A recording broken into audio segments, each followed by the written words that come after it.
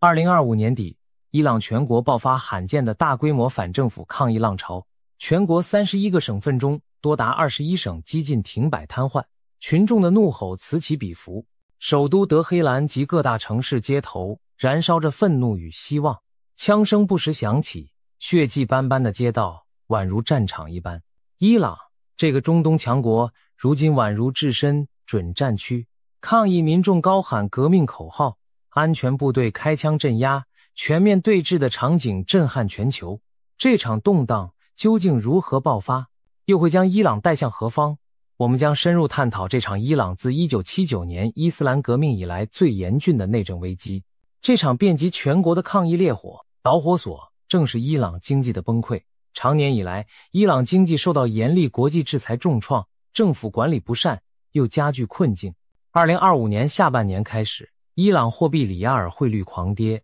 物价飞涨，通货膨胀率在12月达到令人震惊的 42.5%。2022年底时，1美元还值约43万里亚尔，但到了2025年12月，竟暴跌至1美元兑换约142万里亚尔。短短3年内，里亚尔价值腰斩再腰斩，老百姓手中的钱几乎成了废纸，食品、燃料等生活必需品价格节节飙升，许多家庭陷入困苦，连中产阶级都难以维持生计。在此之前，伊朗人民早已饱尝经济艰辛。美国与西方因伊朗核计划制裁多年，封锁了伊朗石油出口和对外金融往来，导致政府财政枯竭，民生困顿。雪上加霜的是，2025年6月，伊朗与以色列爆发了一场长达12天的军事冲突，以色列战机密集空袭伊朗核设施和军事目标，美国也参与对伊朗核设施的精确打击。虽然这场6月战争很快停火，但其破坏进一步摧残了伊朗经济基础设施受损，投资信心更降至谷底。最终，德黑兰被迫放弃部分铀浓缩活动，试图以此换取西方减轻制裁。然而，美国和以色列并未松口，反而对伊朗导弹计划提出更多要求。对普通伊朗人而言，这场对外强硬的冒险换来的只是更深的经济泥淖。民众对政府的不满情绪如火山般累积。2025年年底，里亚尔几近崩盘，政府一度试图紧急干预稳定汇率，但收效甚微。许多小商贩和企业主眼看成本飞涨，利润耗尽，纷纷面临倒闭边缘。生活必需品价格暴涨引发了恐慌性购买和囤积，市场更加动荡不安。伊朗人日常生活变得困难重重，连面包、大米等基本食品都越来越买不起。这种绝望情绪在2025年12月最后一周达到顶点，终于点燃了抗议的火种。伊朗总统马苏德·裴泽斯基安本人在此背景下走马上任，被视为较温和改革派的人物。他上任后公开承认经济危机的严重，甚至罕见地用沉痛语气警告，如果我们不解决人民的生计问题，我们将下地狱。这句惊人的话语从总统口中说出，透露出当局对国内危机的焦虑和压力。裴泽斯基安强调，政府必须以所有可能方式努力解开人民经济上的死结，承诺倾听群众合法诉求。然而在许多伊朗老百姓看来，这些话语为时已晚。多年来体制僵化腐败，经济政策失误早已耗尽人民耐心，货币崩溃让千千万万家庭陷入困境，民众的失望和怒火终于无法压抑，选择走上街头寻求改变。2025年12月28日，抗议的火花在德黑兰最繁华的商业区率先闪烁。德黑兰市中心知名的电子产品集散地齐齐阿拉丁购物中心的商户们当天发起罢市关门，以示抗议。他们聚集在商城外，高喊口号，抗议通胀失控、汇率暴跌导致生意难以维系的困境。这次零星的商贩罢工行动很快通过社交媒体传播开来，大量店铺关门的照片和影片在网络疯传，引发各地共鸣。不少旁观的市民纷纷加入行列，声援商户的诉求。当天，抗议活动主要集中在经济议题，现场并未传出流血冲突。然而，这仅仅是暴风雨的前奏，汇率再这样乱下去，我们全都活不下去。一位参与德黑兰罢市的中年店主在现场激动地喊道，他和同行们举着标语，批评政府对经济管理不善。他们愤怒抱怨说，美金汇率飞涨让进货成本翻倍，物价天天改，生意完全无法继续。如果当局不采取行动，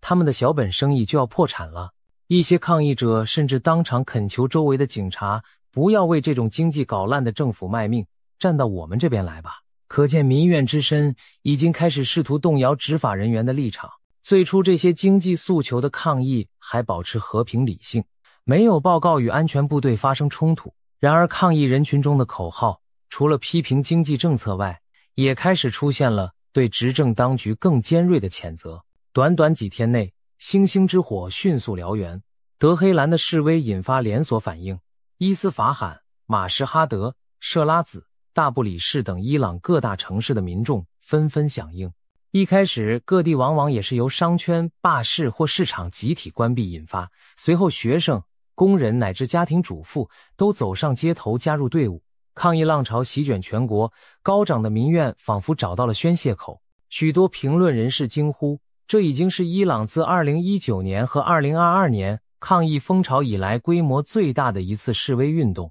甚至在广度和持续性上有超越之势。到了12月30日前后，示威活动已从最初零星的经济抗议演变为遍及全国的大罢工、大游行。伊朗政府被迫在全国进入半停摆状态，当局下令关闭21个省内的企业、学校和政府机关，试图借此防止人群聚集失控。然而此举也等于承认，超过2/3的省份已难以维持正常秩序。从辽阔的西阿塞拜然省到东部的呼罗珊省，再到南部的法尔斯省，从北部里海沿岸的吉兰省到南部波斯湾畔的布什尔省，全国各地都有城市陷入瘫痪，市场歇业，学校停课，公务停顿。在许多城镇，街道上几乎看不到平日的车水马龙，取而代之的是举着标语的游行队伍和驻守的镇暴警察。这种全国性大罢工的盛况，让人不禁联想起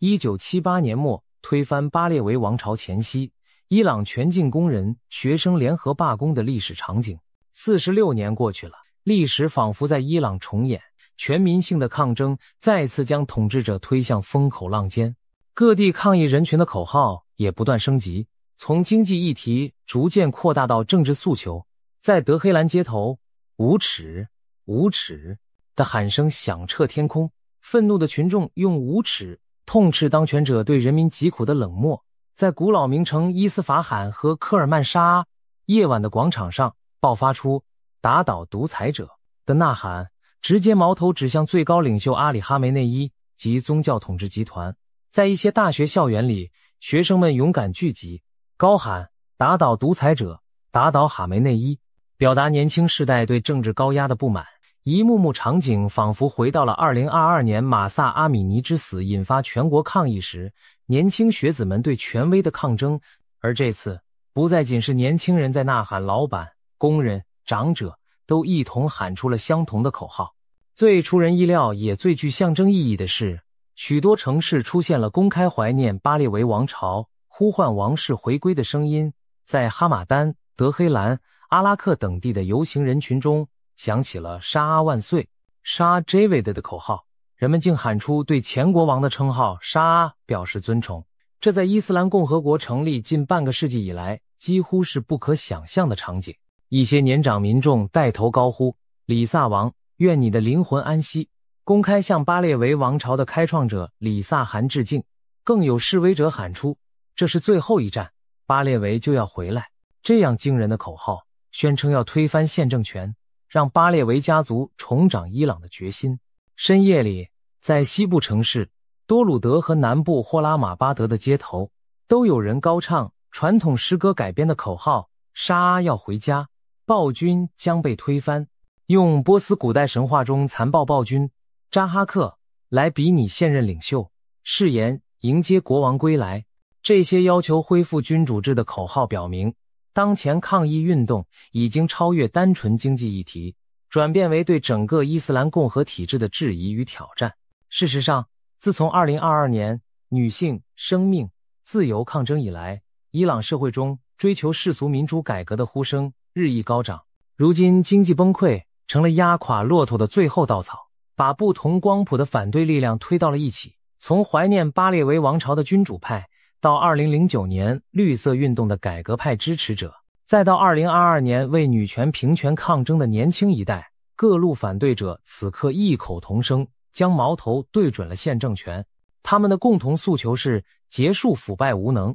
改弦更张。无论是透过政治改革还是彻底革命，总之要让伊朗迎来一条新路。面对风起云涌的反政府示威，伊朗当局迅速出动大规模安保力量，试图压制在各主要城市。防暴警察、伊朗伊斯兰革命卫队 IRGC 下属的巴斯基民兵纷纷部署街头。在德黑兰、马什哈德等人口稠密地区，可以看到武装警察乘坐机车成队巡逻，一旦聚集人群超过警戒线，警棍和催泪瓦斯便迎头招呼。不过，如此庞大的民众运动，不可能单靠几轮催泪弹就驱散。当局的镇压力度很快节节升级，终于酿成了流血冲突。据报道，抗议进行到第4天时，全国已有多地发生警民激烈冲突。西部洛雷斯坦省的首府胡卢米扎的一次示威中，安全部队遭遇部分示威者武装抵抗，现场甚至传出枪声，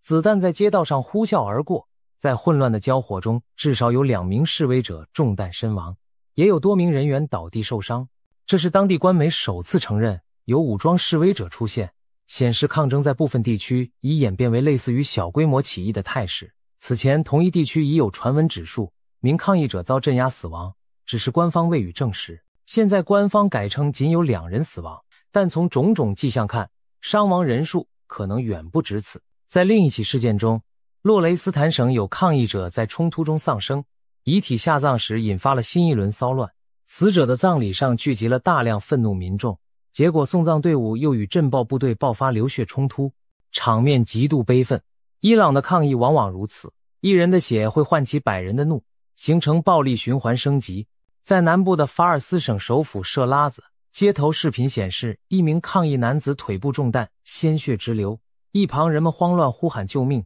有人怒斥安全部队使用了实弹射击。目击者普遍反映，安全单位对抗议者使用了比以往更强的武力，包括高压水炮、橡胶子弹，甚至部分场合直接开真枪实弹。平日时时充斥着汽车喇叭声和熙攘人潮的街道，此刻竟充满枪声与烟雾，俨然变成了战地前线。根据多方消息统计，截至1月初，至少已有约10人丧生，包括抗议者和平民兵人员，数十人受伤。死亡者中不仅有示威民众，也包括政权支持者。伊斯兰革命卫队证实，其下属民兵组织巴斯基的一名成员在西部库赫达什特镇被示威者袭击打死，另有10余名安全人员受伤。这说明部分抗议者的愤怒已经转化为暴力反抗，甚至敢于对武装部队成员下手报复。在多个城市，警车被示威者包围、捣毁，有的警员被愤怒的人群围打受伤。一些地区的抗议者开始设置路障、焚烧轮胎，试图瘫痪交通，阻碍镇压部队机动。一时间，城市街头浓烟滚滚，火光与警笛交织，让人分不清是内乱还是战乱。最引人注目的画面之一来自德黑兰街头，一名全身黑衣的年轻男子孤身一人坐在马路中央，正面阻挡着一整排全副武装疾驰而来的镇暴警察机车队伍。这惊险一幕让所有人倒抽一口凉气，不禁联想起1989年北京天安门事件中那位挡在坦克前的无名勇士坦克人。许多媒体称这位德黑兰的男子为伊朗坦克人，直言德黑兰出现坦克人 2.0 版。在现场影像中，只见他张开双臂，面对着飞驰而来的多辆警用摩托车和装甲车，丝毫没有让路的意思。机车车队被他逼停，人群发出欢呼。这位无畏的示威者以血肉之躯向国际传递了一个画面：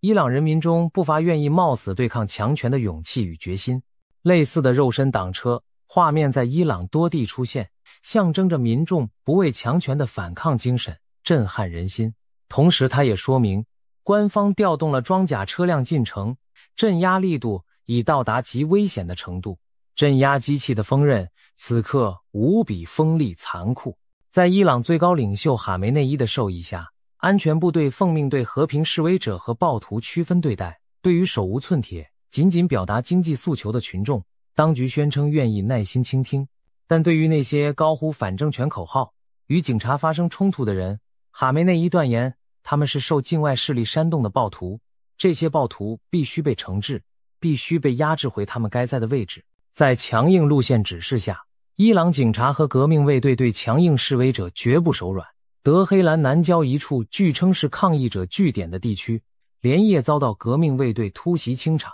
现场传出连续枪响和爆炸声。有传闻称，一些激进抗议者甚至试图占领小型军事基地，夺取武器弹药，引来军方出动直升机镇压。一时间消息真假难辨，但可确定的是，伊朗已陷入多年未见的动荡和暴力。出门上街的人们既可能加入游行队伍，也可能1秒钟后被卷入催泪瓦斯和水炮的回旋中。值得注意的是，尽管镇压严厉，抗议浪潮一时没有退却迹象。许多地区白天警察清场后，入夜示威者又聚集起来，与当局展开拉锯战。伊斯法罕在深夜传出震耳欲聋的口号声：不要害怕，我们在一起。人们以此彼此打气，鼓励同伴挺过镇压。在有些城区，抗议者干脆采取游击战术，分散成小群体，在不同街区游行，高喊口号后迅速散去，让警察疲于奔命。一些年轻人甚至点燃垃圾桶制造烟雾，趁乱用石块和汽油弹回击镇压者。可以说，现今伊朗很多城市已进入半失控状态，局势动荡不安。当然，伊朗官方对外口径则是力图淡化事态，他们一方面承认有抗议发生，表示我们听到了人民的声音，另一方面又强调局势在掌控之中。政府发言人宣称，当局将虚心倾听经济方面的民怨，但绝不容忍受敌对势力煽动的骚乱。国营媒体播放画面，强调商店恢复营业，街头恢复平静的场景，同时指责少数暴徒破坏公物，纵火劫掠。然而从社交媒体泄露出的影片来看，真实情况远比官媒描述严峻。多座城市夜间依然枪声不断，火光冲天，年轻示威者在街角建立临时路障，与全副武装的镇暴部队对峙。有评论指出，尽管伊朗政权过去曾多次在强力镇压下平息抗议，但这回民众的愤怒与勇气似乎达到新高度，没有那么容易被吓退。截至目前，估计已有上百名抗议参与者遭逮捕，官方以骚乱分子、滋事分子等罪名进行拘押审讯。也有许多伤者不敢前往医院，担心被逮捕，只能私下寻求救治。尽管如此，每当夜幕降临，街头依然不乏成群结队聚集的年轻人。一位德黑兰的女大学生在自拍视频中说道：我们已经失去太多，没什么可再失去的了。她摘下头巾挥舞着，后方一群伙伴跟着高呼口号。可以想见，这场对决很可能进入拉长战线，既不像春节烟火般昙花一现，也不会轻易就结束。伊朗正在经历一场持久而痛苦的震荡。值得深入观察的是，此次抗议的性质与诉求已产生质变，从开出要求稳定汇率、减轻生活压力的经济示威，渐渐演化为带有革命色彩的政治反抗运动。这从示威口号的变化上可见一斑。前几天人们喊的是稳定经济、降低物价，之后已变成哈梅内伊下台、打倒独裁。当革命二字重新回荡在伊朗街头，不禁令人惊叹。历史的讽刺，1979年，伊朗伊斯兰革命推翻了巴列维国王。如今将近半个世纪过去，伊朗人又在喊着革命口号，要推翻当前的最高领袖。究竟是哪些人在支撑这场声势浩大的运动？从参与者构成来看，这次抗议打破了阶层和族群藩篱，呈现全民参与的广度。城市里各行各业的人都走上街头，商贩店主、高校学生、教师教授、工厂工人、的士司机、家庭主妇，甚至包含退休的老人。农村地区，许多农民也加入游行队伍，抗议农产品价格无法维持生计。伊朗社会结构多元复杂，有波斯人、阿塞里人、库德人、阿拉伯人等多种民族，有什叶派、逊尼派、犹太教和巴哈伊教等信仰群体。但此次抗议几乎不分民族宗教，一同站在人民这一边，矛头指向共同的对象——执政当局。首都德黑兰的大巴扎，传统市集，商人本是社会保守基层的代表，以往被视作政权的支持者基础之一，此番却成为率先罢市抗议的领头羊，这含义非同小可。巴扎里的倒戈意味着政权连传统支持力量也开始离心。另一方面，大学校园再度成为抗争的温床，许多年轻学生打着2022年学运的旗帜走上前线。可以说，伊朗各世代、各阶级此刻形成了一个罕见的联盟。经济上被压迫的人，中产阶层中的不满者，自由派知识分子和传统主义者中的失望者，汇聚成改变现状的洪流。这种全社会动员的态势，让许多分析人士开始将其与1978到79年的伊朗革命相提并论。当年的巴列维王朝正是在全国性的大罢工与抗议浪潮中土崩瓦解的。从石油工人罢工瘫痪经济，到宗教人士带领数百万信众上街，最终迫使沙阿流亡霍梅尼上台。而如今，伊朗伊斯兰共和国似乎陷入了类似的危机处境。诚然，现任统治者在意识形态上与当年的世俗王朝截然不同，但在民众眼中，他们在腐败、专制、脱离人民这些方面却渐渐变得并无二致。一位老巴扎商人感叹道：当年我们赶走国王是为了更好的生活，但现在的生活比那时更糟。他叹息自己年轻时参加过1979年革命，没想到晚年又走上街头对抗新一代暴君。历史的轮回感令许多伊朗人心情复杂，有人悲愤地说，我们浪费了将近半个世纪，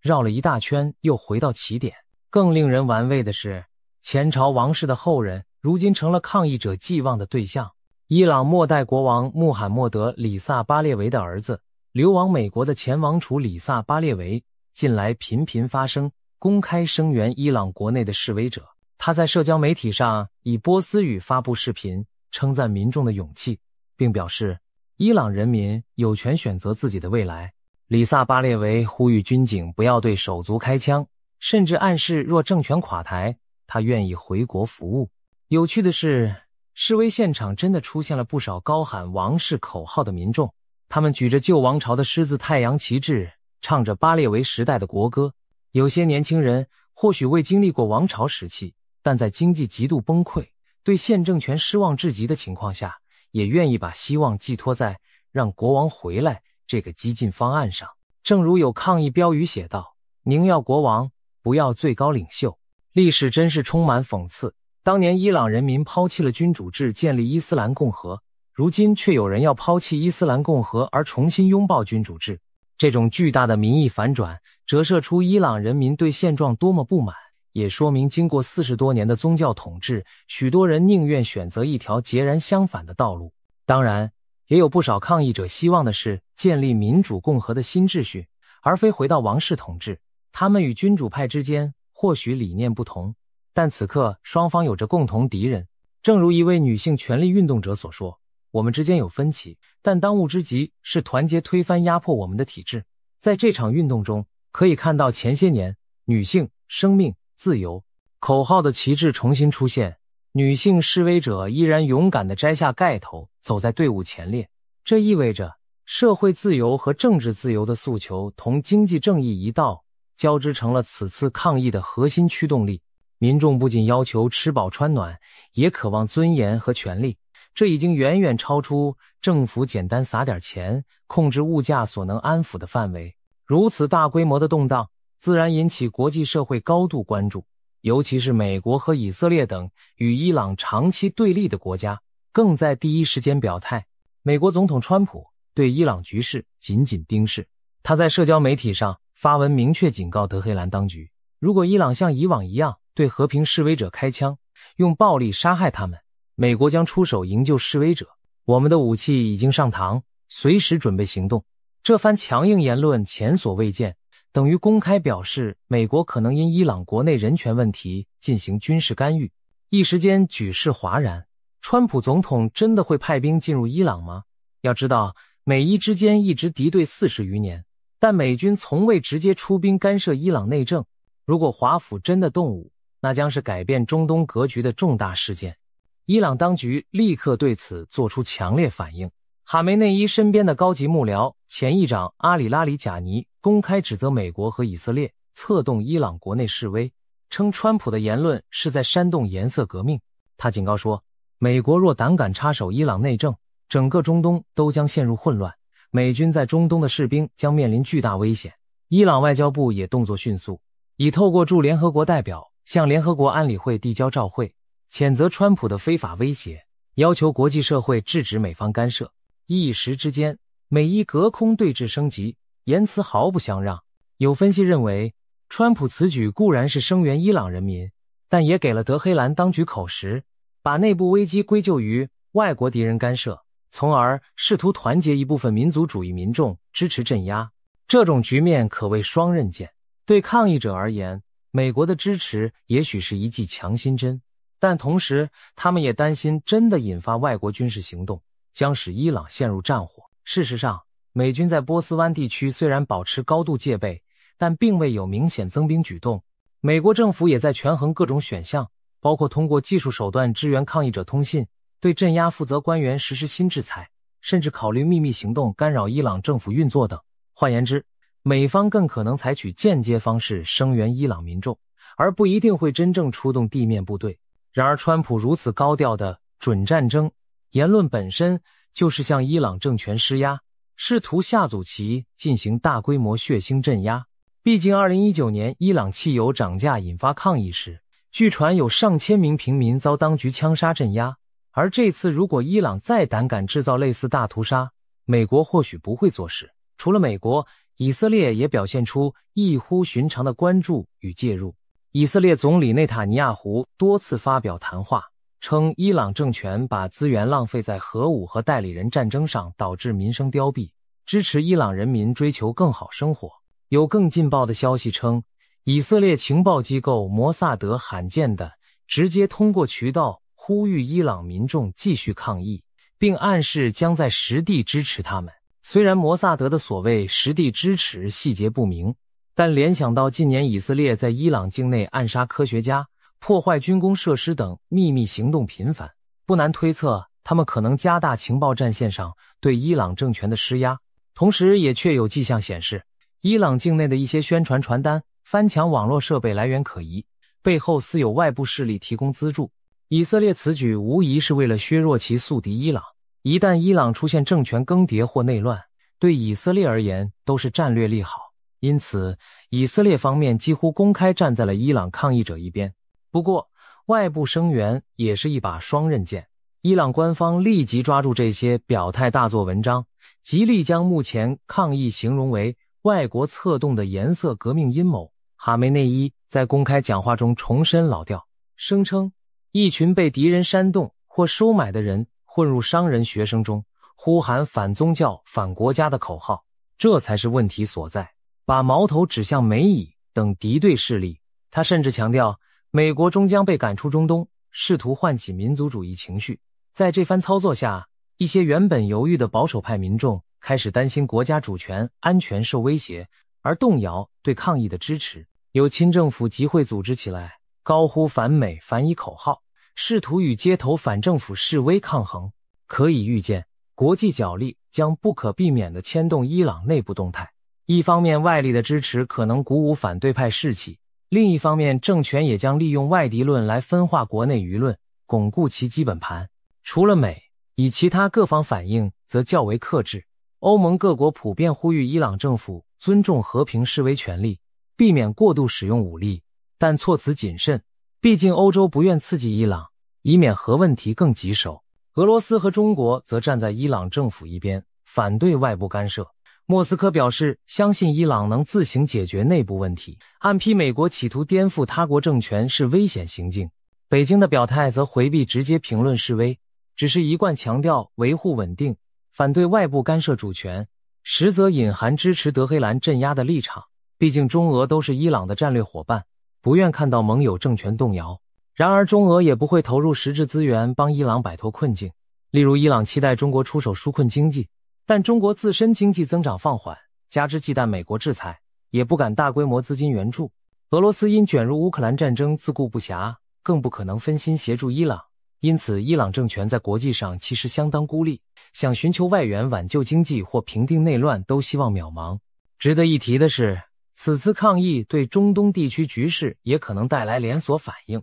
伊朗是中东举足轻重的大国，如果陷入长期动荡，可能影响该国在地区的影响力输出。短期内，伊朗或许会暂时收敛对外冒险行为，把精力拉回国内维稳，像支援黎巴嫩真主党、也门青年军等活动，预计会放缓甚至缩减资源，以集中资金应对国内危机。另一方面，沙乌地阿拉伯等伊朗宿敌可能幸灾乐祸地观望，甚至暗中推波助澜，期望对手虚弱。但是他们也担心，如果伊朗真的爆发革命甚至内战，难民潮与宗教激进势力趁机做大会，影响区域安全。尤其波斯湾石油航运线路若受干扰，国际油价恐将剧烈波动。事实上，近日因伊朗局势不稳，全球市场对供应中断的担忧有所升温，油价出现小幅上扬，可见伊朗动乱的影响已超出其国界，引发广泛关切。面对这场席卷全国的抗议与镇压对决，很多人不禁要问，伊朗会不会爆发一场新的革命，推翻现有政权，还是当局最终镇压成功，维持现状？答案或许取决于接下来几周内的发展。目前看来，抗议运动虽声势浩大，但仍缺乏明确的组织领导和统一目标。各地自发的示威缺少一个集中指挥的核心，更多是人民自下而上的愤怒爆发。这既是它的力量所在，也是潜在弱点。没有领导就没有谈判窗口，也难以形成政治变革的纲领。1979年革命之所以成功，很大程度上因有霍梅尼这样威望极高的领袖号召群众，而当前伊朗的反对派阵营中尚没有出现一位能令各派信服的领军人物。尽管流亡的里萨巴列维在海外积极发声，但在国内他的影响力还有限，而且君主制未必是大多数伊朗人的首选。其他反对派如改革派政治人物、意见知识分子、学生领袖等，则要么被长期打压难以出头，要么号召力不足。缺乏领袖的人民运动固然纯粹，但也更容易被强权各个击破。然而另一方面，伊朗政权本身现在也面临内外交困、信任流失的局面。最高领袖哈梅内伊年事已高，身体状况成谜，接班问题悬而未决。现政权内部保守强硬派与相对温和派也存在矛盾。此次示威爆发后，总统裴泽斯基安等官员主张对和平抗议表现一定克制，试图安抚经济民怨，而革命卫队等强硬势力则主张强力平乱，不能示弱给美国看。这种路线分歧如果扩大，甚至可能导致政权高层出现裂痕。比如，有传闻称哈梅内伊一度对骚乱规模估计不足，当发现局势失控后，一度转往某军事基地避风头，引发是否出逃的猜测。如果高层对形势判断不一，决策迟疑，就可能给抗议者更大空间壮大声势。在极端情况下，不排除体制内出现某种宫廷政变式的变化，例如让位给某个改革派人物出面平息民愤，或者军方接管。历史上，伊朗沙阿在风雨飘摇之际也曾更换首相，试图军管，但终究杯水车薪。抗议者这一方能否坚持下去并壮大，关键要看两点：一是民众参与热情能维持多久，二是武装部队的态度。如果未来几周经济没有起色，镇压导致更多流血，激起更大范围义愤，则可能有更多群众加入，甚至连伊朗石油工人等关键行业也投入罢工。目前石油工业尚未全面停摆，但已有迹象工人准备响应。一旦石油出口完全中断，将重创政府裁员，并向世界传递强烈信号，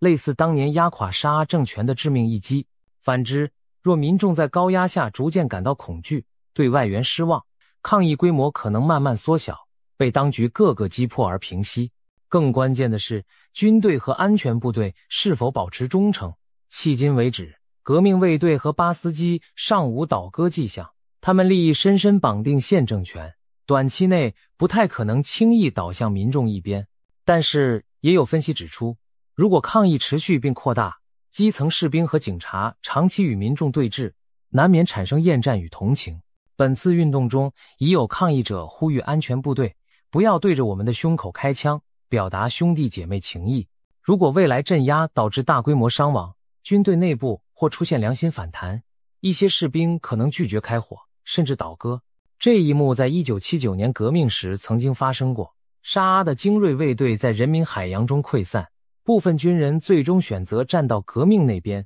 历史是否会重演，目前下结论尚早，但决定伊朗命运的天秤无疑在微妙摆动。也有观点担心，就算现政权被推翻，伊朗是否能迎来真正稳定和民主？毕竟一个政权垮台往往伴随权力真空与社会震荡。叙利亚、利比亚等国的前车之鉴，让人忧心伊朗会否陷入无政府或内战状态。但也有人乐观认为，伊朗有深厚的世俗文化底蕴和较高的教育水平，一旦宗教独裁结束，也许能和平过渡到较开明的体制。许多在海外的伊朗人正在积极准备回国参政的可能，方案包括建立过渡政府、举行公投决定恢复君主制或成立新共和等。这些当然还只是蓝图，但可以看出伊朗人民心中对未来已有憧憬，要一个没有压迫、没有贪腐的新伊朗。回到眼下，伊朗局势依然在剧烈演变中。2026年的新年钟声刚敲响，伊朗正站在十字路口，一边是当局强力镇压，试图重演过去几次平息抗议的剧本，另一边是民众义无反顾，不惜流血也要争取变革的决心。国际上的风雨云也在为这场博弈增添变数。或许未来的数日数周，我们将见证历史性转折，要么伊朗当权者以高压加些许让步再次度过危机，要么人民的革命怒火彻底吞噬现有政权，开创一个新时代。正如抗议人群中流传的一句话，不要害怕，因为我们正在创造历史。伊朗会不会迎来新一场革命，还有待时间给出答案。但可以确定的是，经过这场惊心动魄的全民抗争，伊朗将不再和从前一样，人民发出的怒吼回荡在山谷和城市之间，久久不息。改变的种子已经播下，无论结果如何，这片古老的土地正经历一次巨大的震荡与蜕变。我们正目睹历史，而历史的下一幕即将在伊朗大地上展开。